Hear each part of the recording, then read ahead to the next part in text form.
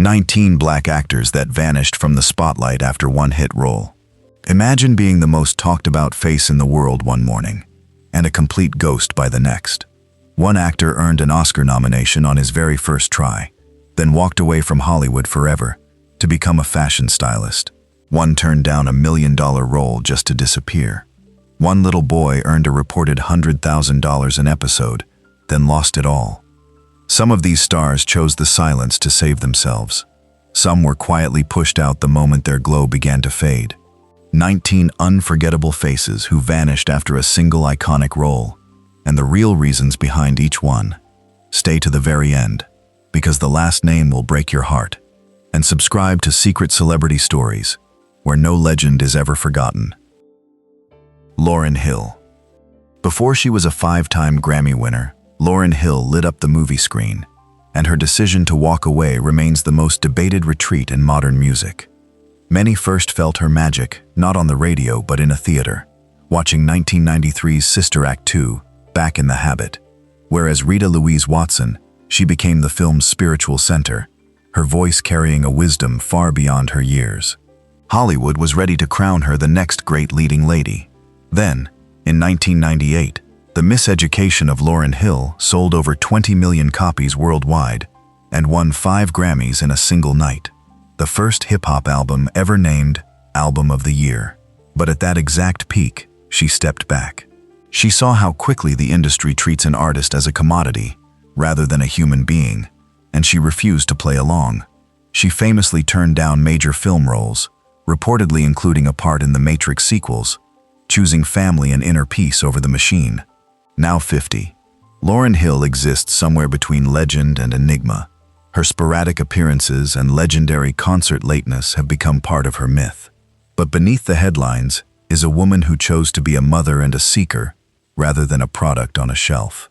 For older viewers who have watched so many artists consumed by fame, her story is a complicated kind of victory. She didn't vanish because she failed. She vanished because she succeeded at the one thing most stars fear, saying no to the world. She reclaimed her own soul, leaving us with the memory of a young woman in a choir robe who taught us that an artist's greatest act can be choosing their own freedom. Gary Coleman. What you talking about, Willis? For anyone who owned a television in the late 1970s and 80s, that line was less a catchphrase than a cultural anthem. Gary Coleman, the star of Different Strokes, was arguably the most famous child on the planet. From 1978 to 1986, he played Arnold Jackson, a boy from Harlem adopted by a wealthy businessman, and his comedic timing was surgical, his expressions pure gold. At his height, he earned a reported $100,000 per episode, an astronomical sum at the time, a little giant shouldering an entire network's ratings. But Coleman's story is one of Hollywood's most heartbreaking. A lifelong kidney condition stunted his growth, leaving him permanently at 4 feet 8 inches, and required 2 transplants and daily dialysis. As he grew older, the industry that had profited from his cuteness turned away, and by the 1990s, the scripts had dried up. His financial world collapsed when it emerged that money from his trust had been mismanaged, and he went from wealth to working an ordinary security job to survive. His disappearance from the spotlight wasn't a choice. It was a slow, painful eviction from a world that had no use for him, once he was no longer adorable. Gary Coleman died in 2010 at the age of 42, following a brain hemorrhage. His final years carried real struggle and a simmering frustration with an industry that had used him and moved on. For older viewers, his story is a somber reminder of the dark side of the American dream, but we remember him not for those hard later years, but for the brilliant boy who taught a generation that family isn't about blood, it's about the love you find along the way. Todd Bridges. For the generation gathered around the television in the late 1970s, Todd Bridges was the cool, protective older brother everyone wished they had. As Willis Jackson on Different Strokes, he was the grounded reality to Gary Coleman's high-energy comedy. And from 1978 to 1986, he was a genuine teen idol whose face filled magazine covers. He was quietly a pioneer too. one of the few black teenagers on a major network show allowed to be intelligent, athletic, and fully human, rather than a stereotype. But when the series ended, the industry that had celebrated his youth suddenly found him uncastable, and the wall between child star and adult actor proved impossible to climb. Bridges didn't simply fade. He spiraled into a long public battle with drug addiction and a series of legal troubles, at one point facing a serious criminal charge that ultimately ended in acquittal. His disappearance from the screen was less a retreat than a violent expulsion from a world that had used up his childhood and had no room for his struggle. Today, at 60, Todd Bridges carries a heavy mantle as the last surviving member of the original Different Strokes household. His re-emergence has been quiet and dignified. He chose to stop being a victim of the Hollywood machine and became an outspoken advocate for sobriety and mental health. For older audiences, his journey is a sobering reflection on the fragility of fame.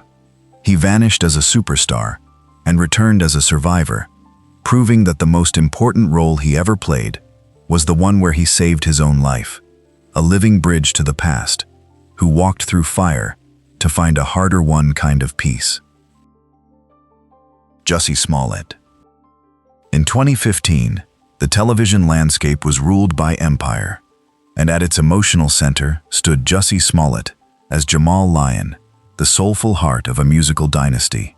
As an openly gay black man, playing an openly gay black character, he was more than an actor.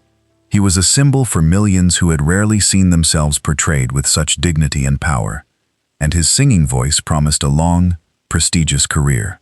Then came one of the most polarizing chapters in recent celebrity history. In January 2019, Smollett reported that he had been the victim of a racist and homophobic attack in Chicago. Support poured in, and then the investigation shifted, with authorities alleging he had staged the incident, a claim he has always firmly denied. What followed were years of legal wrangling, a 2021 conviction, a jail sentence he briefly began serving, and then, in November 2024, a decisive turn. The Illinois Supreme Court overturned his conviction in a unanimous ruling, finding that his second prosecution violated due process because prosecutors had earlier struck a deal to drop the original charges. It is important to be precise here. The court ruled on procedural grounds, not on the underlying facts.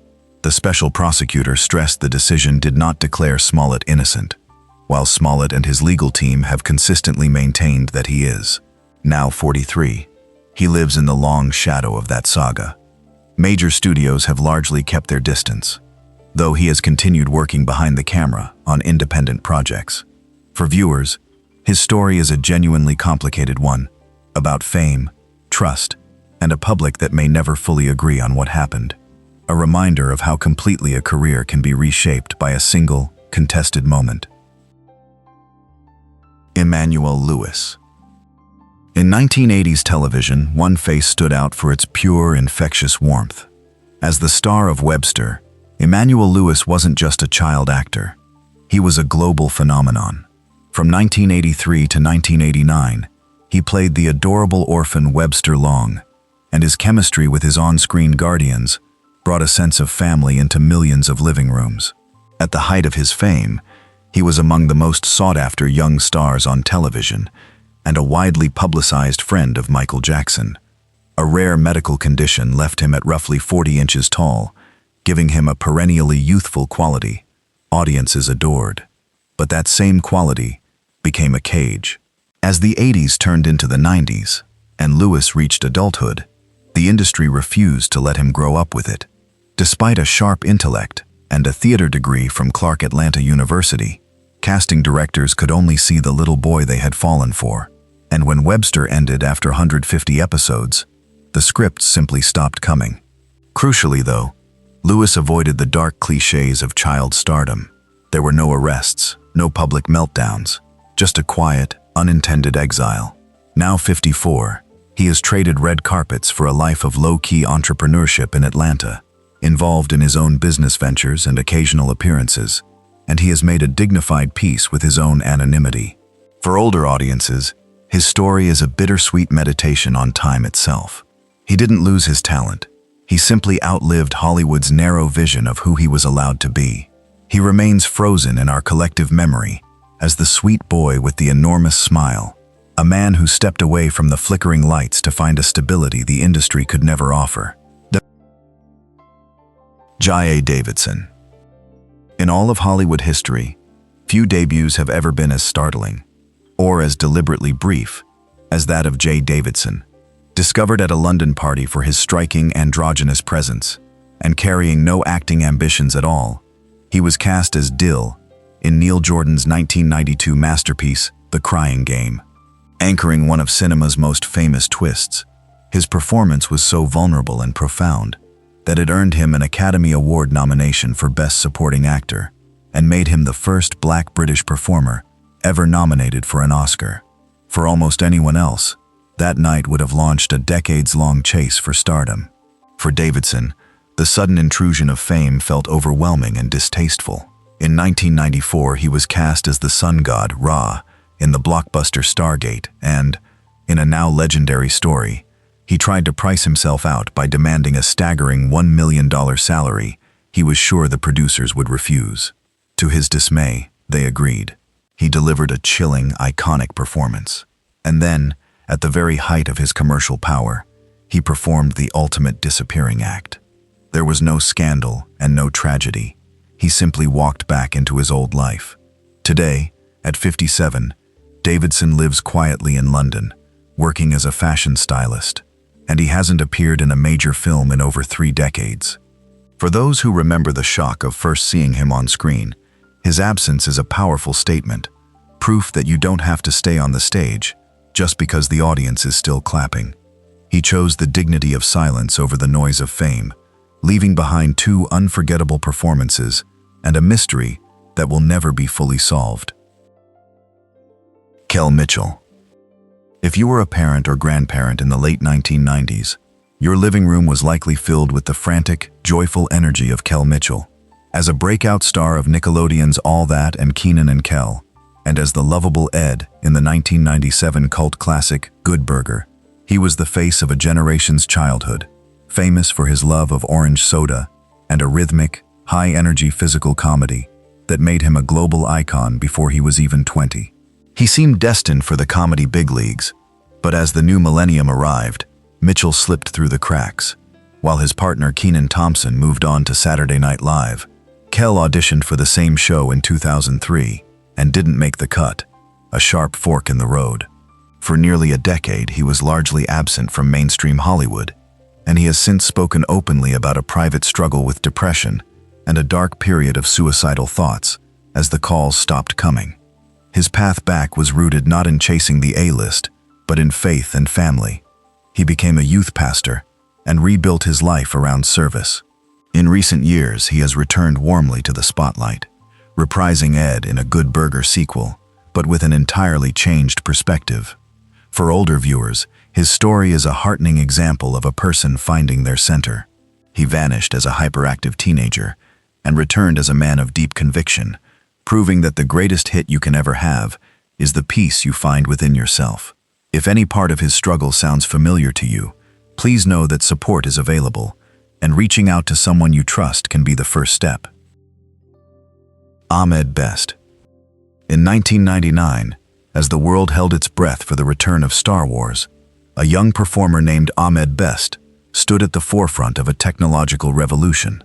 As the voice and motion capture artist behind Jar Jar Binks in The Phantom Menace, he became the first actor ever to play a fully CGI supporting character in a live-action film, a genuine pioneer who drew on his background in percussion and physical theater to build a brand new kind of performance. He believed he was part of something magical. Instead, came a wave of unprecedented cruelty. The backlash against the character was swift and vicious, and much of it was aimed not at the role, but at the man, including racist abuse at a scale the early internet had never produced. The industry that should have celebrated his technical breakthrough distanced itself, and he found himself effectively uncastable. He later revealed, with remarkable courage, that the isolation once brought him to the edge of taking his own life. That he survived it is the heart of his story. Now 52, Best rebuilt himself away from Hollywood through music, teaching, and martial arts over the course of 2 decades. and eventually the culture came to apologize. In recent years, he made a triumphant return to the Star Wars universe as Jedi Master Kelleran Beck, receiving a hero's welcome from a new and kinder generation of fans. For older viewers, his journey is a powerful lesson in endurance. He didn't vanish out of weakness, but to stay alive, and he found his way back to the light. If his story resonates with something you're carrying, please reach out to someone you trust. No one should face that darkness alone. Karen Parsons. For 6 seasons on The Fresh Prince of Bel-Air, Karen Parsons played the quintessential spoiled princess, Hilary Banks, and made vanity itself feel utterly charming. With her impeccable hats, clueless one-liners, and diva attitude, she created a character both maddening and deeply lovable, the perfect foil to Will Smith's street-smart energy. From 1990 to 1996, her comedic timing was surgical, and by the time the show took its final bow, she was a household name and a fashion icon. But Parsons' vanishing was a slow, intentional move away from the very shallowness she portrayed. As the 90s ended, she found herself trapped in Hilary's shadow, with Hollywood unable to see her as anything but the shallow rich girl and offering only pale echoes of that role. Rather than fight for scraps in a narrow industry, she began to look inward, realizing her passion for acting was being eclipsed by a hunger to tell stories that truly mattered. Stories of Black history left out of school textbooks. In 2005, she made a clean break to found Sweet Blackberry, a nonprofit that produces animated films for children about unsung Black heroes, from inventor Garrett Morgan to ballerina Janet Collins. Now 59, Karen Parsons has traded the Hilary Banks lifestyle for the roles of educator, producer, and celebrated author, finding a voice far more profound than the one she used in Bel-Air. For older viewers, her story is a beautiful evolution. She vanished as a sitcom star and reappeared as a cultural historian and advocate for the next generation, living proof that the most important role isn't the one that makes you famous, but the one that leaves the world a little better than you found it. Quentin Aaron. In 2009, The Blind Side took the world by storm, and at its center was a gentle giant who moved audiences to tears. Quentin Aaron played Michael O'Hare, and his performance was the soulful foundation of a film that became a major box office success and earned Sandra Bullock an Academy Award. Standing 6 feet 8 inches tall, Aaron brought a vulnerability and quiet grace to the screen that was genuinely transformative, holding his own against a Hollywood veteran and proving he had both the range and the heart to be a major force. But his story is a stark example of how the industry often fails those who don't fit a standard mold. After that massive success, the path to leading roles never opened. Instead, he found himself pigeonholed, with the business seeing his size before his talent and offering him bouncers, bodyguards, and silent background figures. The scripts worthy of his depth simply weren't being written, and his fade from the mainstream was the quiet kind, the big-budget calls that never came. Now 41, Quentin Aaron has turned that disappointment into a mission. Rather than linger in Los Angeles chasing scraps, he founded the Quentin Aaron Foundation to fight bullying and support children in need, choosing to be a hero in the real world rather than a stereotype on screen. For older audiences, his story is a bittersweet reflection. He didn't vanish because he lacked ability, but because the industry's imagination was too small for his spirit. He remains a beloved memory of a film that touched millions, and a reminder that the greatest giants are often the ones who use their strength, off camera and out of the spotlight, to lift other people up. Dwayne Jones. In 1968, a low-budget black-and-white horror film called Night of the Living Dead changed cinema forever. And it wasn't only the zombies. It was the man leading the fight against them. Dwayne Jones played Ben, becoming the first black actor cast as the primary hero of a major horror film, in a role where the script never mentioned his race. He was strong, decisive, and intelligent, a radical departure from the era's stereotypes, and for a generation living through the civil rights movement, watching him stand his ground on screen was a genuinely revolutionary moment of pride. Yet despite the film becoming a global phenomenon, Jones did something modern audiences find almost impossible to understand. He refused to chase the Hollywood dream. He understood the industry's limitations then, and knew that many roles offered to black men were beneath his dignity. Rather than struggle for scraps in Los Angeles, he took his intellect elsewhere, returning to his academic roots as a respected professor of literature and a director of theater, choosing the quiet halls of a university over the chaos of a film set. Duane Jones died in 1988, at the age of 51, leaving behind a legacy defined by a single monumental role, and for years, many fans didn't even know what had become of him. His was a quiet, intellectual retreat, and it carried its own kind of heroism. Proof that being a hero isn't only about what happens on camera, but about having the integrity to live a life of real substance when the cameras are off. He opened a door that countless actors have since walked through, and then he stepped into the shadows, content to let his work speak for him forever. Taimak. In 1985, a young martial artist set the screen on fire.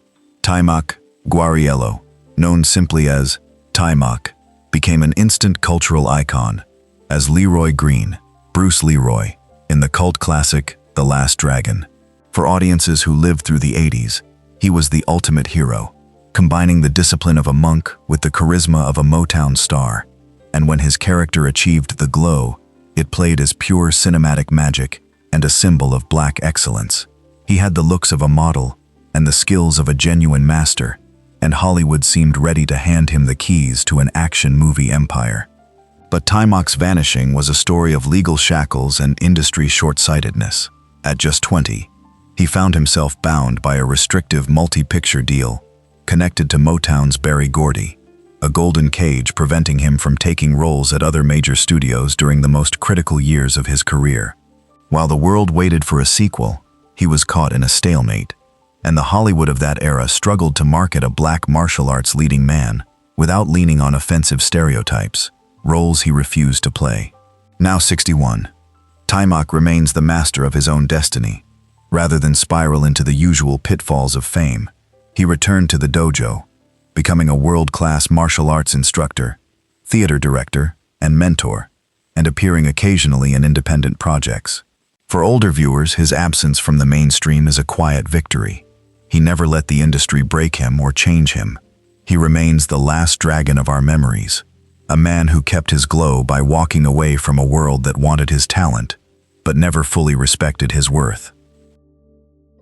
Orlando Brown. If you shared the early 2000s with children or grandchildren, you surely remember Orlando Brown as a whirlwind of comedic talent.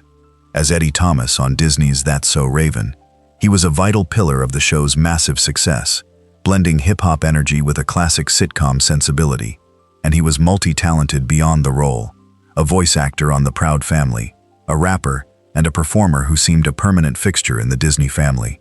To the millions who watched, he was the funny best friend, clearly headed for leading man status. But Brown's story became a painful cautionary tale that played out in the harsh glare of the internet age.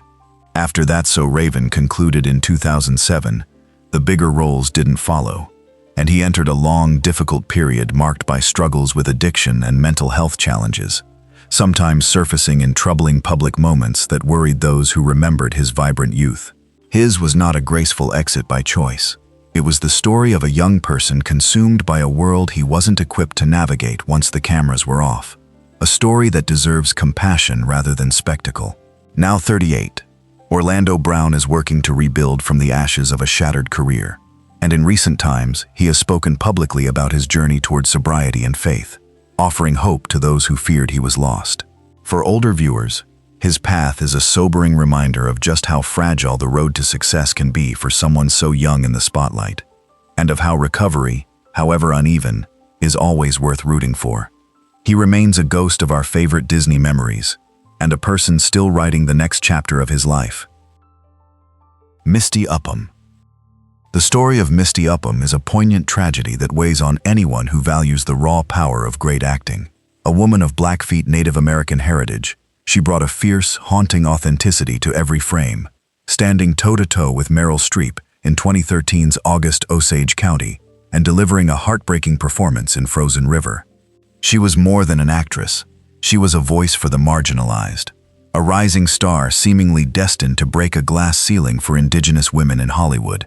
But in October 2014, the industry was shaken by a chilling headline. Misty had vanished from her family's care in Auburn, Washington. For 11 agonizing days, her family pleaded for help, while criticizing a painfully slow response from authorities, the kind of systemic neglect Misty herself had often spoken against. On October 16th, a search party organized by her father and friends found her body at the bottom of a steep ravine near the White River. She was only 32.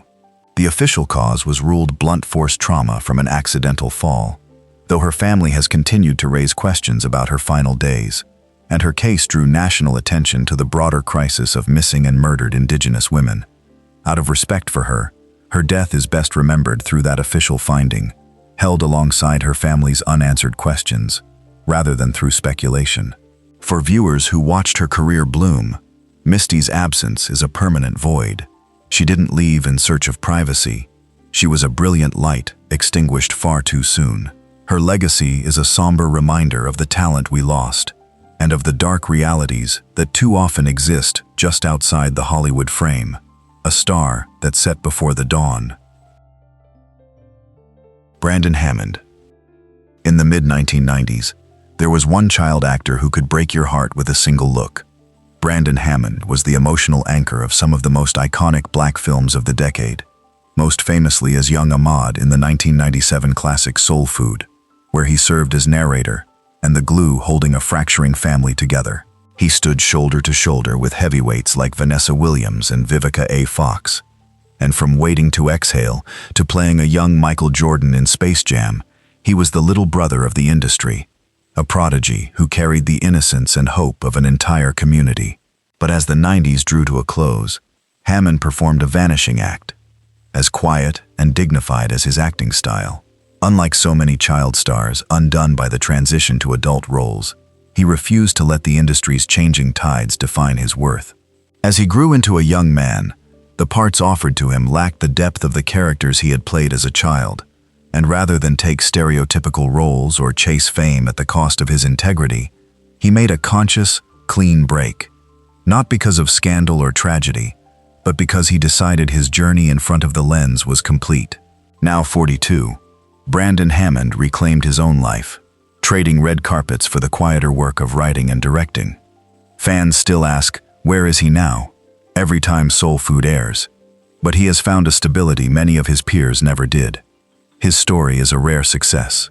The child star who grew up, kept his head high, and understood that he never needed the world's applause to be a whole person. Lamont Bentley. In the late 1990s, Lamont Bentley was the charismatic heartbeat of the UPN sitcom Moesha. As Hakeem Campbell, the loyal, funny, perpetually hungry best friend of Brandy's title character, he brought a level of authentic cool and comedic timing that made him a fan favorite across 6 seasons. For older viewers, he was the boy next door, an actor who could make you laugh with a single look and then break your heart with a moment of real vulnerability. And there was far more range in him than the sitcom revealed. His powerful turn as the activist H. Rap Brown in the film Panther hinted at a dramatic depth few had expected. But Bentley's vanishing is the tragedy of a life cut short, just as it sought a new direction. By 2005, friends recalled, he had grown weary of the Hollywood game, feeling pigeonholed and hungry for a clean break to pursue his first love, music. He was keeping a low profile, spending time with his 2 young daughters, preparing for a fresh chapter away from the Hakeem persona. He was in the middle of that hopeful retreat when tragedy struck. On January 19, 2005, driving alone in Ventura County, his car went over an embankment in a fatal accident. He was only 31, taken by a cruel twist of fate at the very moment he was trying to reclaim his identity. For the parents and grandparents who watched him grow up on their screens, his death felt deeply personal. Lamont Bentley remains forever young, the unfinished symphony of 90s television, a man about to show us his true self before the curtain fell too soon. Yvonne Hudson. Of all the names in television history, Yvonne Hudson remains one of the most mysterious and overlooked. In 1980, During the most turbulent and chaotic season Saturday Night Live had ever known, she made history as the show's first-ever black female cast member. A monumental breakthrough at a moment when the original, not ready for primetime players, had departed, and the show was fighting for its very survival. She was a trailblazer on a stage that had been almost entirely white, a symbol of progress thrust into a high-stakes environment where every move was scrutinized. But Yvonne Hudson's vanishing is a haunting example of how an industry can quietly erase its own pioneers. Despite her talent and historical significance, she was often relegated to the background, and when the dust settled on that infamous sixth season, she stayed on in featured parts until around 1984, sometimes appearing alongside a rising Eddie Murphy, and then she simply stepped out of the frame.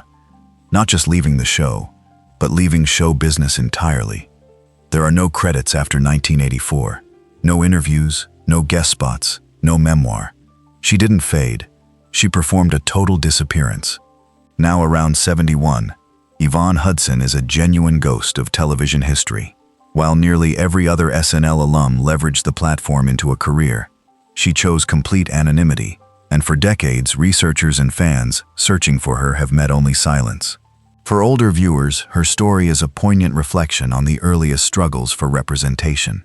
She broke a massive glass ceiling, and then reclaimed her life so thoroughly that it's almost as if she was never there. A silent legend who gave us one moment of history and then chose peace over fame. Sheldon Turnipseed. In the early 1990s, television for young audiences was transformed by the PBS series Ghostwriter, and at the center of that educational mystery was Jamal Jenkins, played by the charismatic Sheldon Turnipseed. For older viewers, who watched alongside their children or grandchildren, Sheldon was more than an actor. He was a model of intelligence, curiosity, and leadership. As the anchor of a diverse group of kids solving neighborhood crimes through the power of literacy, he helped make reading and writing feel like an actual superpower, and he carried a grounded warmth that made him feel like a real neighbor, a boy who represented the very best of a generation. But Sheldon Turnipseed's vanishing is that rare case of a child star deliberately choosing a quiet academic path over the siren song of Hollywood. When Ghostwriter ended its successful run in 1995, he didn't follow his peers into sitcoms or movies. He simply turned the page. There was no legal trouble and no turmoil. He walked away at the height of his fame, deciding the life of a public figure was not his calling, and chose instead to focus on his education. Now 48, he has lived in near total anonymity for nearly 3 decades, building a career far from the entertainment industry, avoiding the spotlight with real discipline. For our audience, Sheldon's story is a refreshing victory. He is the child star who never let the industry consume him, proof that you can be part of a cultural phenomenon and still choose a normal, dignified life. He remains a cherished memory of a simpler time, a boy who solved the mystery of his own future by deciding, early and firmly, that he didn't need the world's applause to be happy. 19 stars, 19 vanishing acts, some stolen by tragedy, others reclaimed by a desperate need for peace. And it leaves us with one burning question: is the price of fame really worth the cost of your soul? Some of these icons found genuine happiness in the silence. J.A. Davidson chose it. Lauryn Hill chose it. Karen Parsons walked away to teach the world something better. Others, like Todd Bridges and Ahmed Best, fought their way back from the very edge. So tell us honestly, did they choose to leave, or did a cold, calculating industry decide their time was up? Which of them do you miss most? Share your memory below, and subscribe to Secret Celebrity Stories, where no legacy is ever forgotten.